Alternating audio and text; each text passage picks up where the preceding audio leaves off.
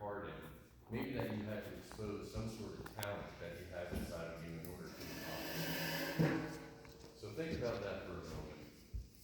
And then I want you to think about something that you desire to do, something that you want to do, something that's in your heart, but maybe you get too busy in life, because we all know life gets busy.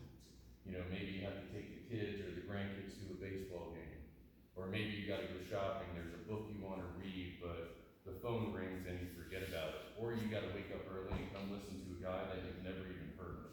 Life just gets in the way, and it's completely understandable. But think about that one desire that you have. And then I want to explain, desires are proof sent to you beforehand from God that it is yours. So take that desire, thank God for it, speak it to life, bring it to life. Thank Him for the strength, thank Him for the encouragement, the ability to go ahead and accomplish and achieve this desire. So today I want to talk to you about the word greatness and what it means to me, because I believe we all have greatness in us. God has put greatness in every single one of us. And the way I look at words, my mind works a little different than most. I look at words and I like to break them down. How does this word work through me? How does this fit into my life? How do I utilize the meaning, the true meaning to me, what this word is? So today I'd like to talk to you about the greatness that we all have in ourselves. Greatness to me is the gifts that have been given us to God, our talents, our passions, the things that we want to do. And we all know that we have a passion within us, right? And if we don't follow those passions, there's going to be a sense of longing to do it. And the longer that you don't fulfill that passion, the greater that longing is going to be. And there's going to be that void.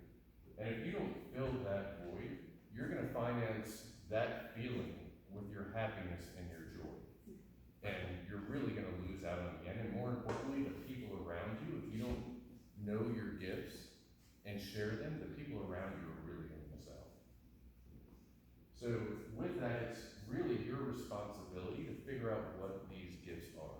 Take the responsibility, figure it out, dig deep within you, because you guys all have greatness in you, and this is part of it.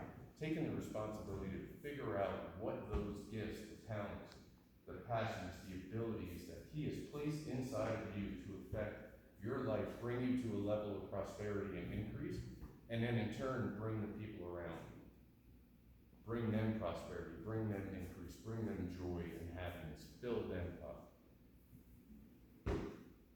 So with that responsibility, part of that responsibility is educating yourself.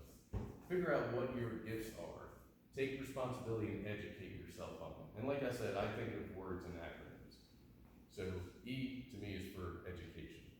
Figure out your tools. Figure out what tools you need. How can I go ahead and achieve and build on the gifts that have been given to me, that have been placed inside of me? And how do I take that responsibility and educate myself? And what kind of tools do I need to accomplish this and share this with the people around me, the people that I come in contact with, the people in my rep classes? And so what are the tools that you need to go ahead and implement these gifts? And I'm reminded of a saying that Abraham Lincoln said. He said, if you give me 6 hours to cut down a tree, I'm going to spend the first 4 hours sharpening my axe.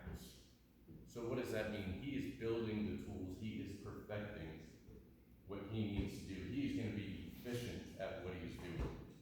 He is finding his passion and he is building on it. Because that tree, cutting that tree, that's his focus and his passion right now. So with that education, recognizing the responsibility and knowing your gifts and building on them, you need to take action with that education, with that responsibility, and using your gifts. And take action by implementing them. Knowledge is not power. Implementation of knowledge is power. Actually making something tangible with what you know and what you have learned, that is what is powerful. Head knowledge is not power. Just because I know something and I keep it to myself doesn't make me more powerful than anybody else. It actually makes me weaker. we're not doing our job, and we're not going out and doing the good works that we're supposed to do. We need to share that. So take action. Share that education that you have got. And with sharing that education, you were going to show people your gifts. And part of taking action and going out and sharing that, a big part of that is your testimony. We all started somewhere. Whether you grew up in a loving family household, or if you grew up on the street somewhere, it doesn't matter. We all started somewhere. And we all have a desire to go somewhere. We all have a path that we have taken. And we all have a goal of where we want to go. So part of that sharing that is your testimony.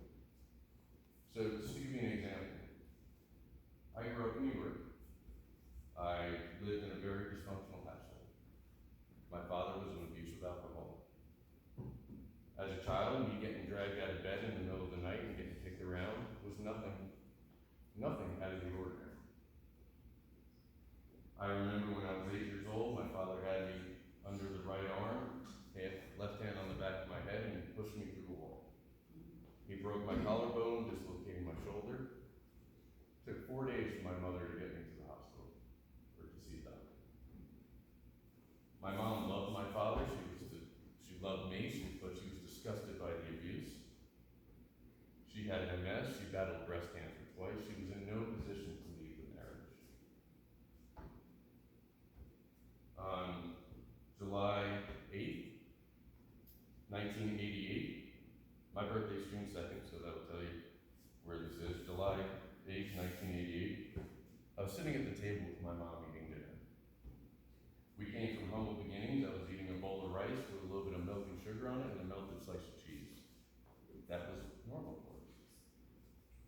I heard my father pull up, and as I heard him come up, I went to rush up the stairs to avoid him. As he came through the door, if you could picture the front door here, hallway to the kitchen, stairs here. I came, run up the stairs, I was going up, and I almost made it to the top. It was this close. He walked in and said, "Eric, get down here." And I froze.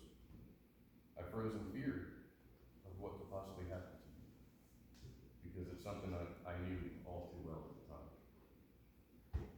And I was frozen on the stairs, and by the time I turned around, he was already coming up toward me. I crouched down, he began hitting me with his fist. When he was done hitting me with his fist, he kicked me down the steps. And now remember, the front door is here, stairs, all the way to the kitchen. I remember getting to my feet, my nose was bleeding, my body hurt all over. And as I stood up, I remember my mom standing in front of me, and she was saying something to me, and she was crying, but I couldn't hear her over the ringing in my ears. But I remember looking past my mother, down the hallway into the kitchen, thinking, I'm going to get a knife. And I'm going to kill him. He'll never hurt me again. He'll never hurt anybody else again. And at that moment, sun came through the door. And I remember thinking, or I could walk out that door and never come back. I was 12 years old. I had no shoes on my feet. I hated who I was. I thought everything was my fault. I did not believe or even know I had greatness inside me. But thank God I chose to walk out that door. That day I left with a lot more than just bare feet. I left with a fresh start, courage, a lesson that I learned that I can take control of my life and I can find who I really am because I can leave all this behind. And I did. Now life didn't take a sudden shiny path for me. I was homeless, 12 years old. I started hanging out in the wrong places with the wrong people that were going nowhere, and I was going that same nowhere. So we fast forward to where we are today. I retired from the fire department. I was a lieutenant, had a great career down there. Wound up doing a lot of self-worth building. And moved to Colorado after I get a phone call one day from my aunt. It says, your father had a stroke. He's in Florida.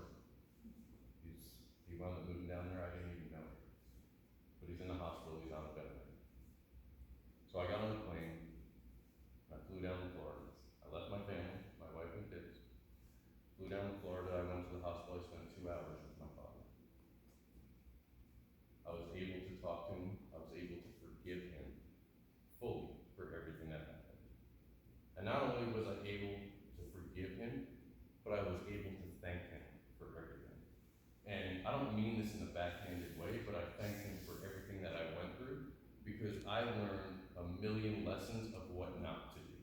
And sometimes learning what not to do is such a great place to start to figure out what to do. And I share this with you just for that moment, because over the years, I recognize the greatness that I had within. I recognize the gifts that I had. I took responsibility, I educated myself, I took action, and I share my testimony. So now, that led me to you guys.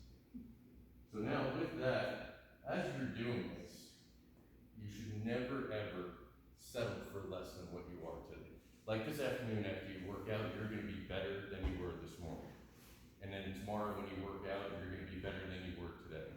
So no matter what, never settle for less than what you are today. Because that greatness within you should do nothing but drive you forward. That is what the Lord wants us to do. He wants us to be happy. He wants us to move forward. He wants increase. He wants prosperity. He wants joy and happiness. And He wants all that to build up. He doesn't ever want that taken away, and really it can't be, because all we can do is give it away. All the enemy can do is just lie to us and make us feel that he could take it, but really we're giving it away. So never ever settle for less than what you are today. And as you're doing that, and as you're figuring out what your gifts are, you're taking your responsibility, you're educating yourself, you're taking action, you're sharing your testimony. Testimonies are important because it reminds you, it's not only for the people that hear it, but it reminds you of where you started, where you are, and where you want to go. So now, you never settle for less because you have that in the back of your mind. So you're constantly moving forward, right? We don't go backwards. There's no reason for us to go backwards. We constantly move forward. And the only person that you should be in competition with is yourself. Who cares what people are doing around you? If people are doing great, go ahead and celebrate. But don't compare yourself to them. Because all that's going to do is waste your time and hold you back. So just compete with yourself. You should compete with who you were yesterday, today. And then tomorrow do the same, and the same, and the same, and build on it. So as you're settling for less, and as you're growing, you're moving forward, things are going great, this should create an excitement that's inside of you. This should spark a fire that burns so bright that when somebody stands next to you, that they feel it. When somebody looks at you, they see it. They see that light glowing inside of you. They should hear it in your voice, see it in your smile, see it in everything you do. Everything you do. It should burn, I can't even explain. It should burn hotter than the sun. And that should do nothing but drive you. And as you're doing all these things, this is going to create a level of self-worth within inside of you. And you are going to know inside your heart of hearts that you are worth it. I am worth it. I can do this. I deserve it. This is a gift from the Lord. This is what He wants me to have, and I receive it. Amen. And let me tell you, self-worth is so important. Because if we don't know the value of our self-worth, we will stay broke and broken. And I don't mean financially. So think about that. If you don't know the value of your self-worth, you will be broke and broken. And your net worth means absolutely nothing if you don't know the value of your self-worth. A lot of people look at what they want to do and where they want to go, and a lot of it is money driven. Money is a tool. Money means absolutely nothing.